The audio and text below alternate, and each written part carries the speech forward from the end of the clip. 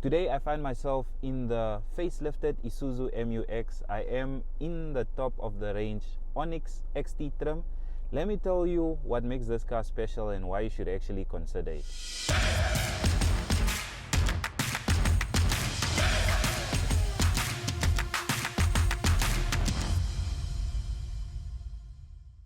So Isuzu has given the MU-X a much needed facelift. What you do get up front is an all new bumper that's very aggressive, makes the car look masculine. On the Onyx trim, which as I said is the top of the range, everything on the outside of the vehicle is in gloss black. So your bumper is in gloss black.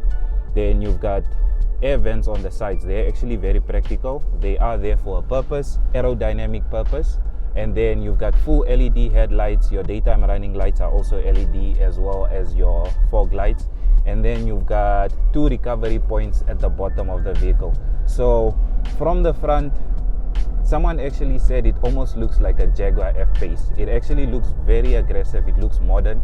If you park this next to the Everest or even the Fortuner GRS, it is modern, it is upmarket, it will fit right in.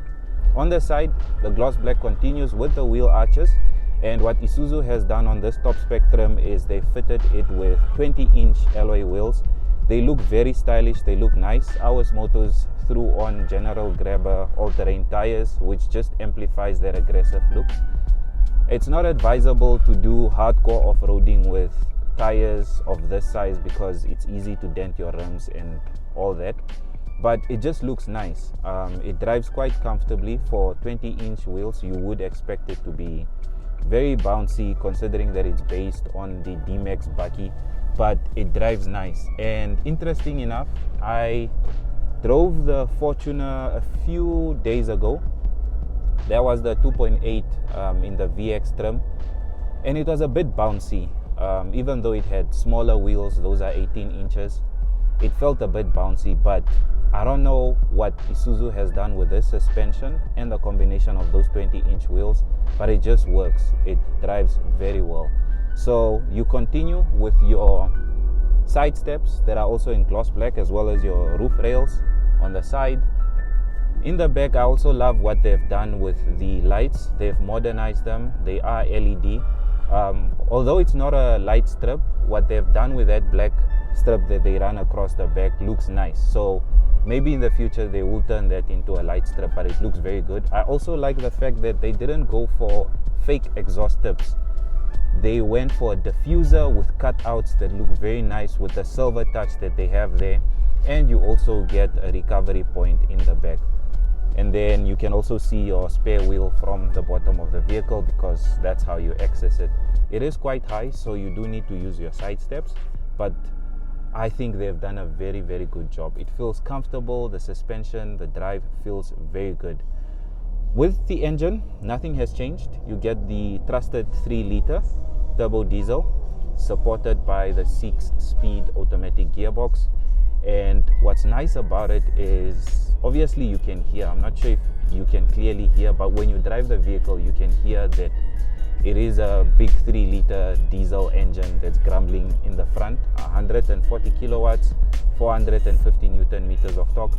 It is shy on power and torque compared to the likes of the Everest and the 2-liter and the 2.8 GD6.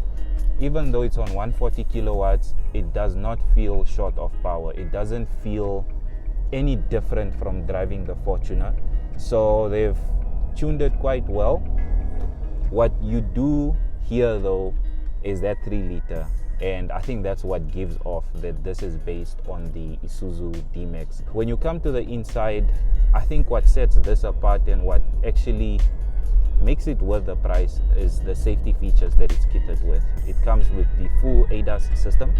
So ADAS is basically a full suite of safety features. You get your blind spot monitoring, you get a 360-degree camera, so you can see from the front, the back, on your sides, underneath the vehicle as well. Then you get radar guided cruise control, so you can set the distance between you and the vehicle up front. You also have lane keep assist, and it also comes with 7 airbags. So as a family adventure vehicle, it is safe. You won't go wrong. I just like what they've also done with the steering wheel. It feels very light. Again, comparing it to the Fortuner, because I have recently driven it, this steering wheel feels light. It doesn't feel like you're in a very big bakkie-based SUV, which is nice. Also comes with pedal shifters, and it's a multi-function steering wheel. On the right-hand side, you've got your cruise control settings, and then here you can control your radio or your infotainment settings, as well as your 360-degree camera. You can punch this knob here and it will throw out your camera when you're doing anything below 20 Ks. So it is quite well spec'd. And something in front of me that people make a fuss about, I don't know if it's maybe just a car journalist thing, but people are always raving about the fact that they didn't go full digital instrument cluster in front of the driver. And I think maybe because of how Isuzu has done this, where they combined the 7-inch digital instrument cluster with the analog dials for your rev counter and then your fuel and your temperature gauge. I think they've done a good job, especially at night. It doesn't feel like there's a mismatch between the digital display as well as your analog display. It shows you everything that you need, from your fuel consumption, your settings. If you want your music that's playing here to show on here, it also does that. So it's very clear, it's legible. It also has, when your lane keep assist is on, it shows the vehicle as well as the lanes that the vehicle is in. So I think they've done a good job, and I honestly don't understand why people are complaining about it. Maybe because of the price, they would expect that you get a full digitized cockpit. Moving to the center, you do get a 9-inch infotainment display. It's also very legible, it's very bright, it's quite responsive. Comes with wireless Apple CarPlay and Android Auto, and tire pressure monitoring system is on here. You can set your safety settings, whether you want your lane keep assist on, especially in the city. I don't think it's good having it on because it can be very distractive, but it gives you everything that you need. Your 360-degree camera, you can set it.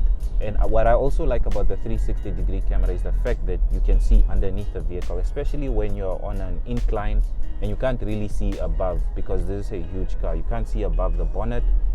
The 360-degree camera helps you to see underneath the vehicle. And I did mention the tire pressure monitoring system, but that's nice because you can see what pressures you're running on all the tires. The sound is good, and I've been using Apple CarPlay. It's very good. It looks nice on the screen, so I really like that. You've got Bluetooth and the basic functions that you would expect in any modern day vehicle. And then dual zone climate control is also a winner.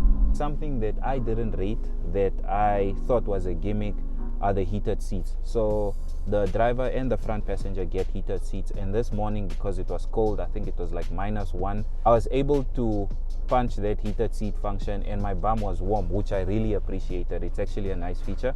Does not come with wireless charging. I do not have an issue with that because I feel like wireless charging doesn't work in most of the cars. It just heats up your phone and it leads to your battery being damaged. Also comes with 2 USB ports. These are USB Type-C ports, and then you also get 2 USB ports in the back, and then a 12-volt socket. There is no storage bin up here. They've removed that, and the only storage you get is the one down here. And you've got your cup holders by the air vents, so whether it's hot or cold, if you have your drink there, your drink will either be hot or cold, which is quite nice. The interior feels nice. It feels modern. It feels upmarket. The Onyx trim gets a black roof lining, and what I like about the roof lining is that it's not cloth material. It's, I don't know what material it is, but it's not cloth, so it doesn't get easily dirty. But I like the fact that it's black, and then auto dimming rear view mirror. But I think they've just done a good job in terms of how they've set this up. It feels luxurious. You don't really feel like you're in an old school bakkie-based SUV. And what's interesting is they've put the hazards up here, so maybe for easy access, I think that would make sense. You get the full 4x4 capability, so 2 high, 4 high, and then 4 low. Then you've got your diff-lock here and your electronic parking brake. Other nice features are also the fact that they've lined this where your legs would lean against in leather, so it feels quite good. And then you've got bottle holders in the front doors as well as just down here, and then your space in the middle is also covered in leather, quite nice and spacious. The seats are very nice and comfortable. As I did say, the front seats are electric for the front passenger as well as the driver. The driver gets lumbar support, which is nice. I'm able to get myself in a comfortable sitting position. I would have preferred to be a bit lower because I like sitting low, but the overall feeling as a driver, it just feels good. I'm 1.7 meters tall, and even with the driver's seat in my comfortable position, I'm able to comfortably sit behind myself. There is ample space. The leather continues. I love how they haven't skimped up on the back. You do get ambient lighting, but it's only one color, and that's the red color. I guess it's because of the Onyx XT that's in red, so that runs across the vehicle, which actually looks very nice at night. The rear passengers also get their own air vents. They also get their own fan control, but the driver is the one that switches the fan on and off. So the rear treatment is quite good. And when you do flip the middle seats to hop into the back, I actually, being 1.7 meters tall, found myself to be comfortable. I wouldn't mind doing a short trip in here, but as they always advise, these seats are more comfortable for kids. You don't get much there apart from cup holders, but when you flip the seats down, the two seats in the back, because unlike the Fortuner that flips the seats to the side, these ones you can flip them down. You do get a lot of space. Even with the 7 seats in place, there's still a bit of space, but when you flip them down, you do get so much space. So this is actually very practical for a family. You can take this off-roading and you can enjoy the space that you get in the vehicle. Generally, the space when you flip the 2 seats down and use it as a 5-seater is very good. It is a practical vehicle overall, and for family trips, for your camping tours and all of that, I don't think you can go wrong. It does a good job, and this MUX is obviously competing in a very, very competitive market, with the Fortuner being the segment leader. But in terms of pricing, this comes in at $1,030,000 for the top spec Onyx trim. This sits right between the Ford Everest that's above, and then the Fortuner. You can get into a Fortuner for under $1 million, especially the GRS. You can get it for $1 million. So this is about $30,000 more than the GRS. Is it justified? I don't know whether the pricing is justified, but for someone that's sitting in the vehicle, that drove the vehicle, I genuinely wouldn't mind owning this. It gives you all the 4x4 capabilities. As someone with a family with a small child and who prefers really touring and enjoying the off-road, this does the job for me so well. So I genuinely wouldn't mind spending my money on this. At the end of the day, you do get people who prefer Toyota because of reliability, but can you really overlook Isuzu because of reliability? I mean, if you look at how many KBs are still running around, that are old, that are on the farm, that are used for work, you can't go wrong with Isuzu when it comes to reliability. No issues with their 3-liter engine or with a 6-speed automatic gearbox. I don't think you can fault this vehicle. It's just a matter of choice. But if it was up to me, would I recommend this? All day. It gives you everything that you need and more. It's a very spacious, practical SUV. No fuss. You know that you will be driving this for a very long time. Your kids will literally come find this car and they'll take it over from you. So Isuzu has done a good job with this, and I'm quite impressed. If you are interested in either test driving it, looking at it, feeling it, sitting in it, taking it for a spin, please do visit Ours Motors.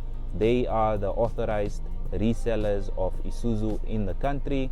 Wherever you find yourself, there is a Ours Moto. Just pop in, go take this for a test drive, and I'm sure you'll be impressed.